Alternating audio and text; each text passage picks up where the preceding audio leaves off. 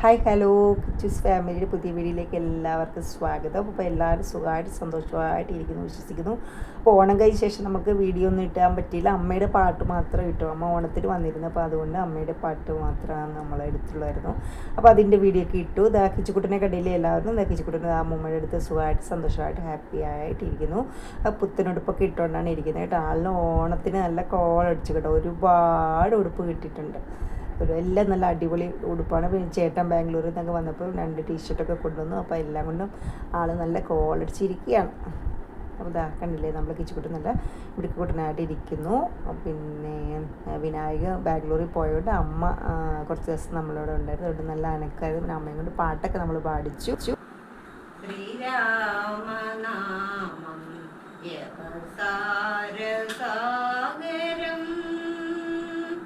ശ്രീരാമമന്ത്രം എന്നെ മോക്ഷദായകം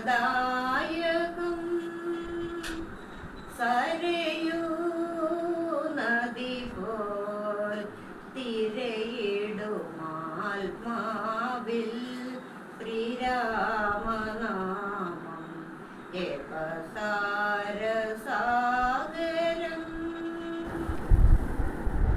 പിന്നെ രണ്ടമ്മമാരും ഇല്ലായിരുന്നു. രണ്ടുപേരും പഴയ ഓണക്കഥകളൊക്കെ ഇങ്ങനെ പറയും. പഴയ കാലവും ഇപ്പോഴത്തെ കാലം നമ്മളുള്ള വ്യത്യാസം അവർക്കൊക്കെ ആകുമ്പം നന്നായിട്ട് അറിയാമല്ലോ. പണ്ടൊക്കെ ഓണമൊക്കെ വരുമ്പോഴത്തേക്ക് ഉള്ള ഒരുക്കങ്ങളും ഇപ്പം അങ്ങനെ ഒരുക്കങ്ങളൊന്നും ഇല്ല എന്നുള്ളത് അമ്മമാർ കഥ പറയും. പിന്നെ അവരെയും ഞാൻ ചെറിയ തിരുവാതിരയൊക്കെ കളിപ്പിച്ചു.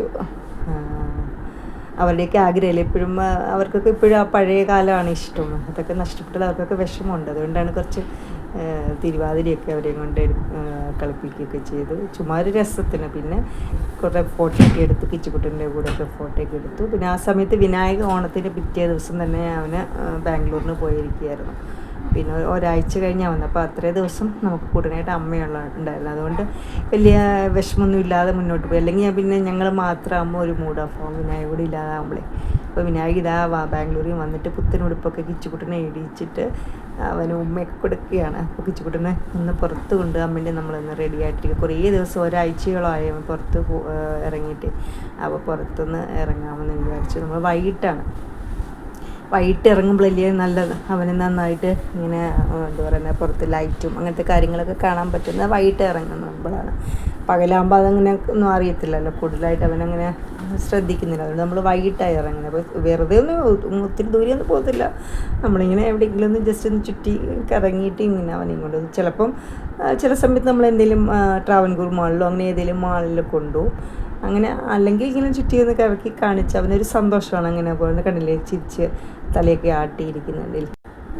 പിന്നെ വൈകിട്ടൊക്കെ നമ്മളൊന്ന് ഇറങ്ങുമ്പോൾ നമുക്കൊരു ചേഞ്ച് അല്ലേ. നമുക്കൊരു പിന്നെ ലുലു മാളിലോ ട്രാവൻകൂർ മാളിലൊക്കെ പോവുകയാണെങ്കിൽ അവനെ വീൽചെയർ എന്തായാലും വണ്ടിയിൽ എപ്പോഴും കാണും. അപ്പോൾ വീൽചെയറിൽ അവനെ ഉരുട്ടി അവിടെയൊക്കെ കൊണ്ട് കാണിക്കും. അല്ലാതെ നമ്മൾ പിന്നെ ഇറക്കാൻ ബുദ്ധിമുട്ടെടുത്തൊന്നും അവനെ ഇറക്കത്തില്ല. അവനെ വണ്ടിയിൽ ഇരുത്തത്തുള്ളൂ. വണ്ടിയിൽ ഇരുത്തി തന്നെ കാണിക്കത്തുള്ളൂ.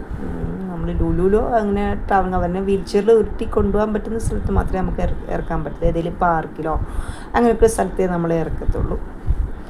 പിന്നെ നമ്മൾ പോകുന്ന സമയത്ത് എന്തെങ്കിലും നമുക്ക് വാങ്ങാനോ അങ്ങനെയൊക്കെ ഉണ്ടെങ്കിൽ അങ്ങനത്തെ കാര്യങ്ങളൊക്കെ നടത്തി നമ്മൾ ഒരു 8-9 മണിയൊക്കെ കഴിഞ്ഞപ്പോഴത്തേക്ക് തിരിച്ചു വന്നു. അവന് ആഹാരമൊക്കെ കൊടുത്തിട്ടായിരുന്നു വന്നത്. പിന്നെ 9:30 ആകുമ്പോൾ അവന് മെഡിസിൻ ഉണ്ട്. അപ്പോൾ അപ്പോഴത്തേക്ക് നമ്മളിവിടെ തിരിച്ചെത്തി. ഇതിപ്പോൾ നമ്മൾ മെഡിക്കൽ കോളേജിൻ്റെ ഭാഗത്താണ്. അവിടെ ഒരു കടയിലൊക്കെ കയറേണ്ടതുണ്ടായിരുന്നു. അപ്പോൾ അതുകൊണ്ട് അവിടെ കുറച്ച് സമയം വണ്ടി നിർത്തിയിട്ടേക്കാണ്. ഇത് ഇപ്പോൾ നിൽക്കുന്ന ഏകദേശം ഒരു 8-9 ആയിരുന്നാലും നല്ല മെഡിക്കൽ കോളേജിൻ്റെ ഭാഗത്ത് നല്ല തിരക്കാണ്. കണ്ടില്ലേ. പിന്നെ അവൻ്റെ മുടി അങ്ങ് ഒരുപാട് വളർന്നത്. അപ്പോൾ ഓണമൊക്കെ കഴിഞ്ഞിട്ട് വെട്ടിക്കാമെന്ന് വിചാരിച്ചു. കാരണം ഓണത്തിലൊക്കെ മുട്ടയായിട്ട് ഇരിക്കേണ്ടതെന്ന് വിചാരിച്ചു. ഓണമൊക്കെ കഴിഞ്ഞ് വിനായക ഫ്രീ ആയി കഴിഞ്ഞപ്പോൾ ഒരു ദിവസം നമ്മൾ രണ്ടുപേരും കൂടെ പ്ലാൻ ചെയ്തൊരു തലയൊക്കെ ഇങ്ങനെ മുട്ടയടിച്ച് മുട്ടക്കുട്ടനായിട്ടിരിക്കുകയാണ്.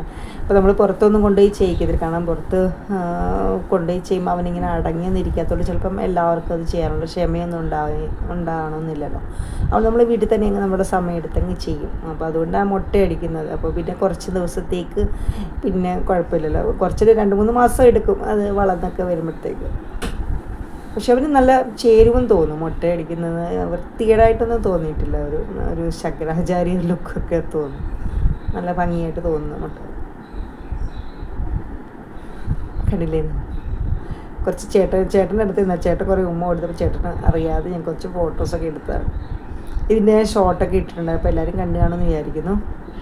പിന്നെ നമ്മൾ മോണ്ടിസോറി പരിപാടികളൊക്കെ നടക്കുന്നു. ഇപ്പം അതിൻ്റെ ക്ലൈമാക്സ് സ്റ്റേജാണ്. കാരണം വൈവ, ടീച്ചിങ് പ്രാക്ടീസ്, എക്സാം ഇതൊക്കെ വരാൻ പോകുന്നത്. അപ്പോൾ അതുകൊണ്ട് നല്ല തിരക്കാണ്.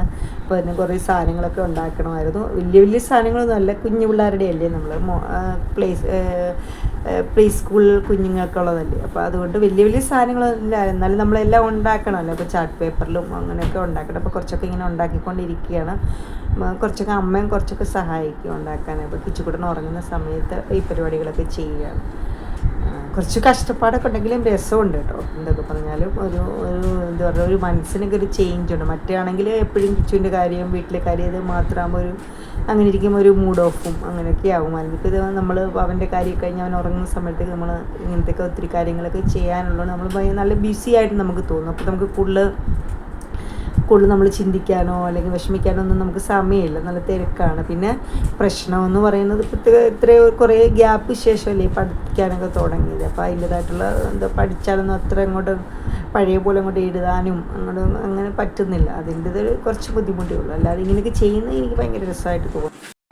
പിന്നെ ഇത് നമ്മൾ കിച്ചുകുട്ടൻ്റെ ബ്ലഡ് ടെസ്റ്റിന് വേണ്ടി ഒരു ലാബിൽ വന്നതാണ്. നമ്മൾ മെഡിക്കൽ കോളേജിന് അടുത്തൊരു ലാബിലാണ് അവനെ കൊണ്ടുപോകാറുള്ളത്.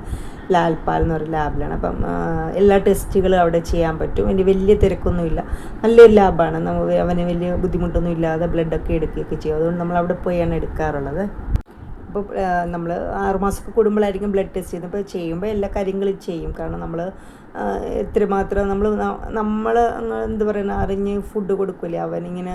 നമ്മൾ സാധാരണ നോർമൽ കുട്ടിയെക്കൂട്ടുള്ള കഴിപ്പൊന്നുമില്ല. അപ്പോൾ എന്തെങ്കിലും കുറവുകളുണ്ടോ ഇല്ലയോ എന്നൊക്കെ നമുക്ക് ടെസ്റ്റ് ചെയ്ത് നോക്കിയെങ്കിലല്ലേ മനസ്സിലാകത്തും. അപ്പോൾ അതുകൊണ്ട് നമ്മൾ ബ്ലഡ് ടെസ്റ്റ് ചെയ്യുമ്പോൾ എല്ലാം തൈറോയിഡ്, അതുപോലെ ഹീമോഗ്ലോബിൻ, അയൺ, കാൽസ്യം, അങ്ങനത്തെ എല്ലാ കാര്യങ്ങളും നമ്മൾ ചെയ്യാറുണ്ട്. റിസൾട്ടിലൊന്നും വലിയ കുഴപ്പമൊന്നുമില്ല. അയൺ മാത്രം കുറച്ച് കുറവായിട്ട് കാണിക്കുന്നുണ്ട്. എന്തുകൊണ്ടാണെന്ന് അറിഞ്ഞുകൂടാ. നമ്മൾ അയൺ കൂട്ടുന്ന സാധനങ്ങളൊക്കെ കൊടുക്കാറുണ്ട്, പക്ഷേ എന്തോ അയൺ കുറച്ച് കുറവായിട്ട് കാണിക്കുന്നുണ്ട്. അയണിൻ്റെ മെഡിസിൻ വാങ്ങിച്ചിട്ടുണ്ട്. അപ്പോൾ അതിന് കുറച്ച് നാളൊന്ന് കൊടുത്തിട്ട് പിന്നെ ഒന്നുകൂടെ ടെസ്റ്റ് ചെയ്ത് നോക്കാമെന്ന് വിചാരിച്ചിരിക്കുന്നു. അപ്പോൾ അത്രയ്ക്കാണ് നമ്മളുടെ ഇപ്പോഴത്തെ വിശേഷങ്ങൾ.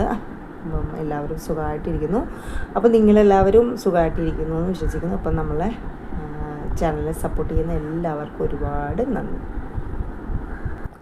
അപ്പോൾ നമ്മൾ കിച്ചുകുട്ടൻ്റെയും കുടുംബത്തിൻ്റെയും കുഞ്ഞു കുഞ്ഞു വിശേഷങ്ങളുമായിട്ട് നമുക്കിനി മറ്റൊരു വീഡിയോയിലൂടെ കാണാം. അതുവരെ ടാറ്റാ, ബൈ ബൈ.